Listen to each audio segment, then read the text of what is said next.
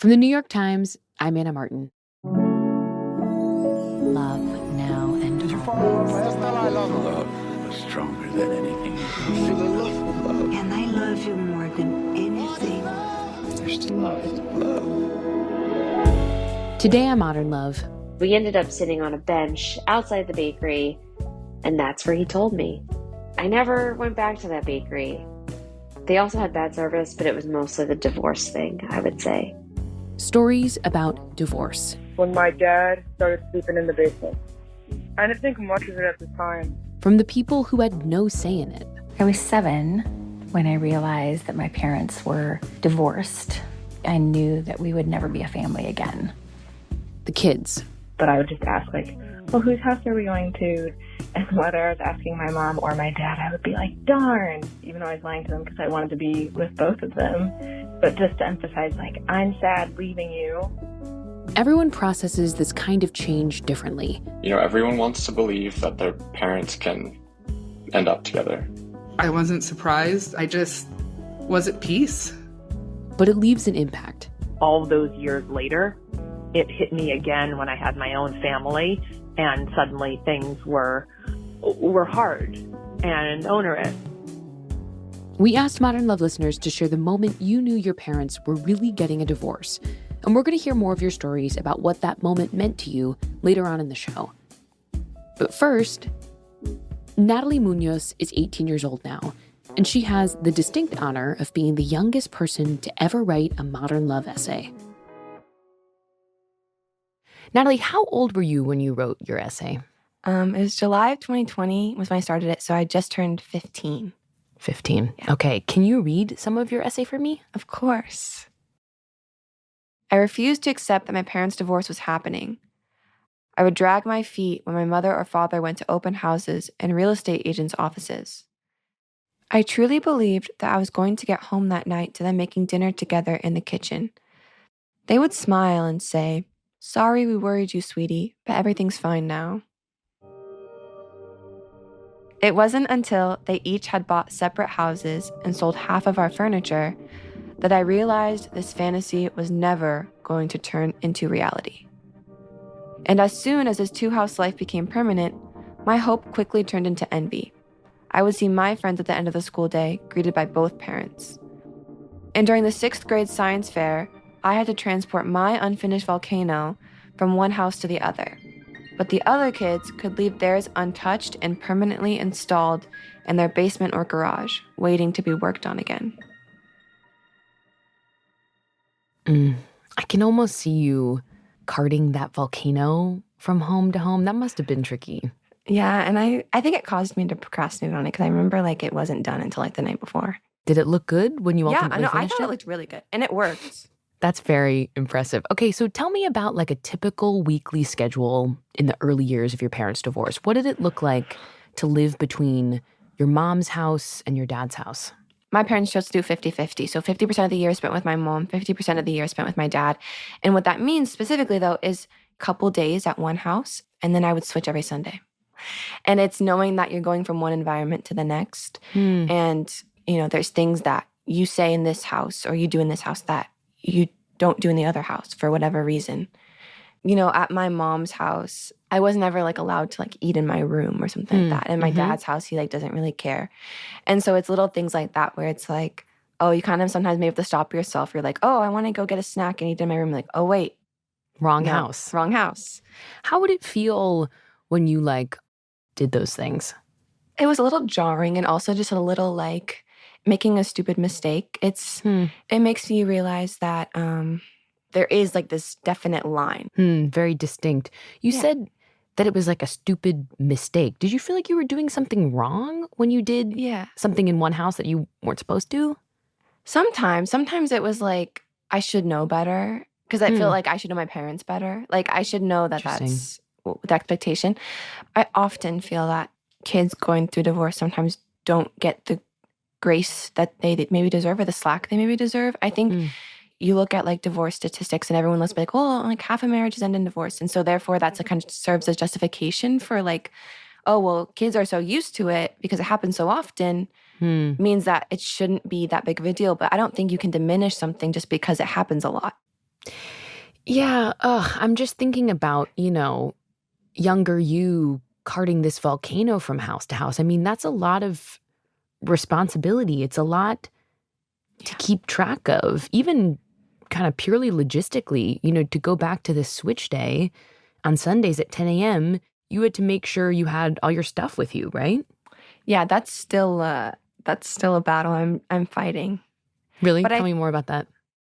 Think about when you go on vacation, right? And you leave something at home. Think about how hard, how annoying that is, right? Like, I've done that. Like, I remember I was in somewhere and I left my swimsuit at a hotel. Oh. And I was going from one city to the next and I needed that swimsuit.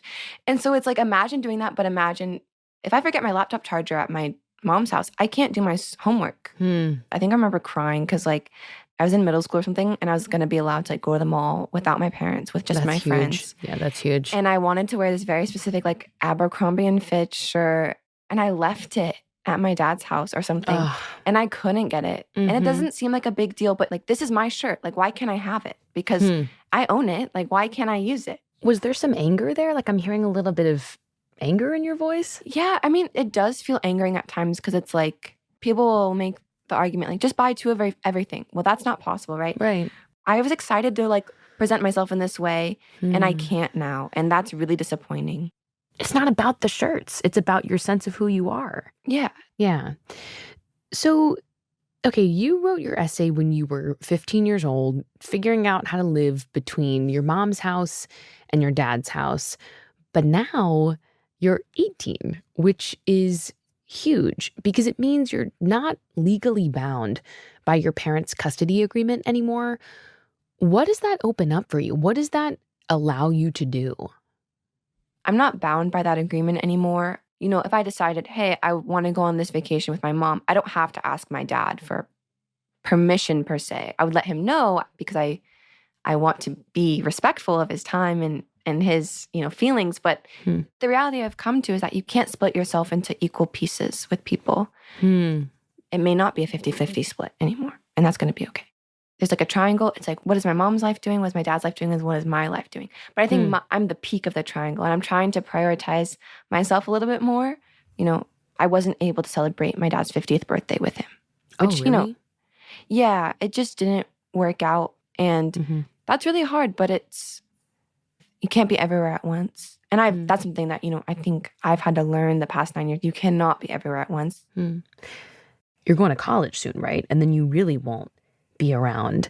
You're a high school senior, 18. Have you decided where you're going to school? I just committed this week to UCLA. Oh my God. Cognitive science. How will going to college, going to UCLA change your living situation?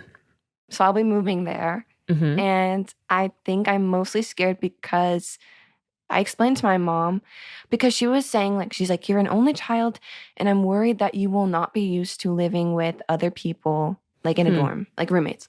Right. And I explained to her, I was but it's going to be so nice to have one key, right? One bed, one key.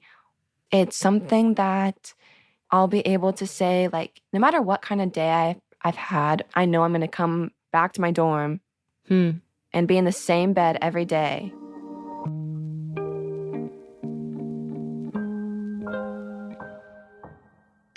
Natalie, thank you for talking to me today.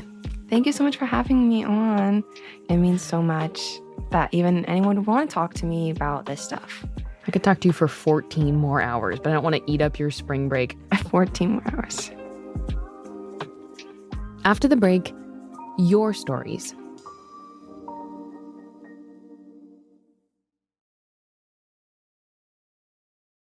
I wanted to talk a little bit about when I realized that my parents were divorced. The moment I realized. The moment I actually realized that my life had changed for good. Everything's going to change for good. The divorce was real.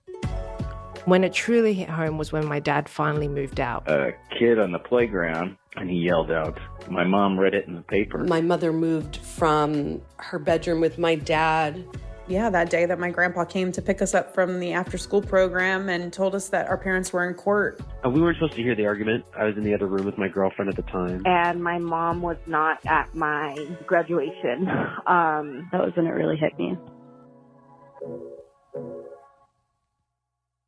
I'm Soraya. I live in Sacramento, California, and I am 17. I was either 12 or 13 when my parents got divorced. So the day my dad told me that he was leaving us, my mom looked very upset and had clearly been crying, and my dad looked just solemn. So he told us that, they were going on a break or something. And my sister immediately ran and hid. And I just stood there and challenged him. I was like, why would you leave? Why do you think it would work better if we weren't a unit? So I decided that I had to do something to get him to see and hear me. And so I went downstairs. I pull out this massive red Nerf gun, and I strapped this gun around my waist. Just a few months before, we were having Nerf gun battles all over the house. And I just thought that if the tears weren't enough, if the words weren't enough, then seeing his child carry this enormous Nerf gun and say, if you don't stay, then I'll shoot you with Nerf bullets. And I pushed my dad into where we do the laundry, put my back on the door and said, you can't leave, because just stay and talk it out, it's not that hard. And my mom was just in Farsi, please just let go, it's gonna be okay, just let go. And I hate letting go, so if my mom told me to stop, then I had to let go.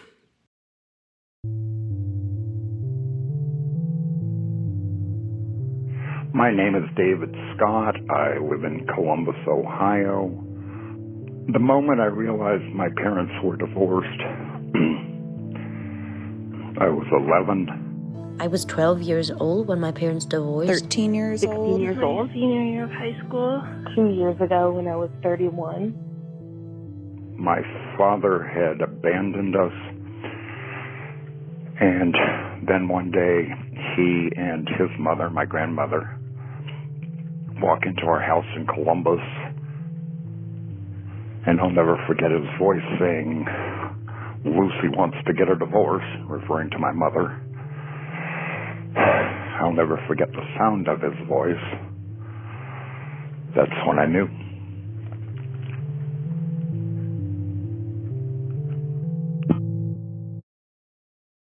My name is Nicole Harrison, and I live in Rome, Georgia. My parents got divorced when I was 8 going on 9. One day, I was at my father's house. It was a beautiful sunny day. I can remember the asphalt being hot and my father sitting next to me and saying, so I need to ask you, do you want to live with me or your mother? And I think at that moment, all of a sudden, the problems of the adults became my problem. And I can remember losing my breath and my stomach just dropping, thinking, if I choose him, my mother will be so hurt. And if I choose my mother, this man, I'm going to hurt his feelings. And I thought of my little sister, and I thought of my home, my bedroom, my stuff, and it was with my mom. And I said, I think Mom. And then I remember the coldness. And I can remember at that moment feeling hot in my throat and just realizing my relationship had changed with him. And he just got up and walked away. And I was left sitting there in my bathing suit on a towel on a really hot summer day. And my whole life had changed.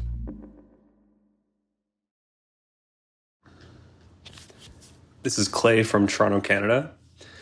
The moment I realized that my parents were really divorced was probably about 6 to 9 months after they actually got divorced. My mom and I were living alone in the house, and my girlfriend, now fiance, and I went out for dinner.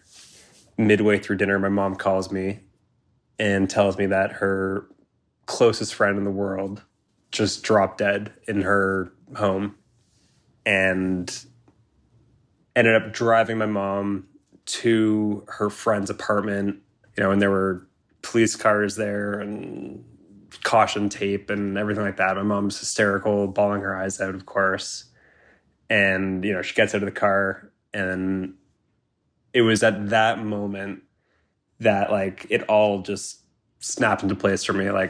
Here is this responsibility that's kind of now on me to, consider how my parents are feeling. This past chapter in my life of being a family and feeling together is now gone, and this new kind of chaos has started.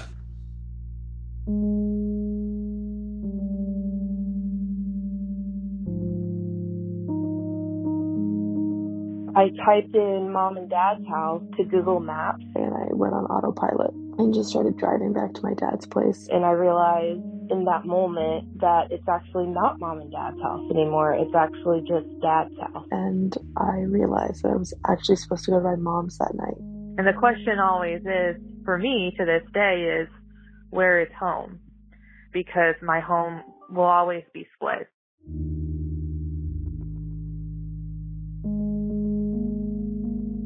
My name is Ann Albright, and I grew up in Bedford, New York. I was 9 years old in 1964, and one of the biggest things on the front page of the newspapers was the fight between Cassius Clay and Sonny Liston. We know Cassius Clay today as Muhammad Ali, but this was a boxing match of unparalleled status. And seeing a newspaper that said Clay versus Liston made a big impact, because one was going to be a winner and one was going to be a loser. That's the whole point of something like Versus. Someone in the boxing match was going to end up on the ground, and someone was going to end up with a raised fist. I was home from school one day, and the thing I loved about the kitchen in the house where I grew up is that it had a linoleum floor, dark blue, with white swirls in it. So it was very common for me to get the wicker laundry basket and sit in the middle of the kitchen floor and pretend I was at sea. And the kitchen phone was Mom's base of operations. So it was a very familiar scenario for me to be puttering around in my wicker basket while she was on the phone in the kitchen. And on this particular day, my mother was sitting talking to her attorney. And spread out in front of her were all the papers from the separation agreement. And I walked over to see what she was looking at, and I saw her name versus his name. I mean, I still remember my stomach falling. I did not want them to be Clay and Liston. There was a brutality to Versus that, it was like an earthquake. I couldn't imagine why people who were parents would be that adversarial.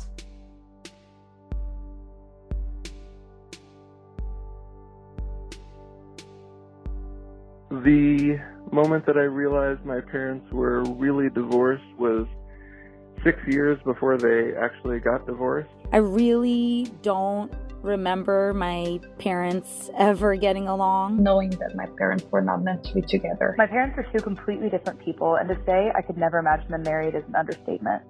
My parents' relationship showed me what I didn't want. They were miserable. And it all started to make sense. The griping, the fighting, the disconnection. And I was like, oh, okay, my parents are going to get divorced eventually. I felt mostly relief. For me, it was the first time that I realized your parents are also just people. My name is Dorca Penix. My friends call me Dee. I live in Hartsdale, New York with my husband and 2 kids. My parents got divorced when I was about 13, almost 14 years old. My parents were not a good fit. I don't remember them really being truly happy together. We didn't have a lot of freedom. My parents were always super concerned about us playing outside. And my dad worked a lot of hours as a cab driver. So we weren't allowed to go outside, and we weren't allowed to be loud inside because we might wake up my dad. The day that my mom told me that she was going to divorce my dad, I didn't believe that it was going to happen. I do remember the day that it became real for me was the day that we packed. And it was a tiny one bedroom with not even a window in the kitchen. We were super tired and we wanted to quit. And my mom said, you know what? Let's just jump on the bed. And I was like, what do you mean? Let's just be loud and jump on the bed. And we all got up. We took my younger sister, Ashley. We put her like in the middle and we just jumped around her up and down, and just laughing and dancing. I'm pretty sure we had music on because, of course, we're from the Dominican Republic. We have to have music wherever you go. And it just felt really real. I felt safe. I felt happy. I felt that there was a chance for me to be me. And like the past 3 years was just kind of a version of me, a quieted version of me. And when we moved out and knowing that my parents were not going to be together, I felt like it was a more full version of happy me.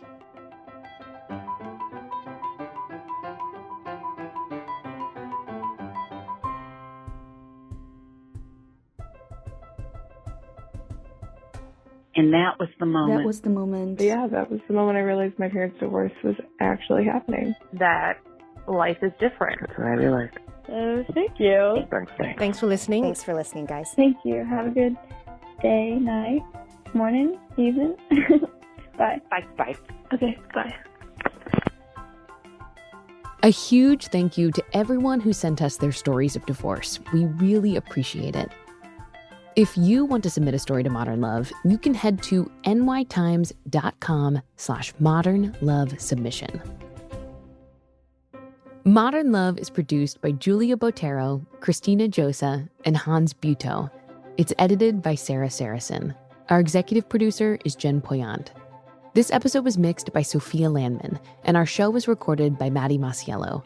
The Modern Love theme music is by Dan Powell. Original music in this episode by Sonia Herrero, Marian Lozano, Pat McCusker, and Carol Sabaro. Digital production by Nel Galogli. The Modern Love column is edited by Daniel Jones. Mia Lee is the editor of Modern Love Projects. I'm Anna Martin. Thanks for listening.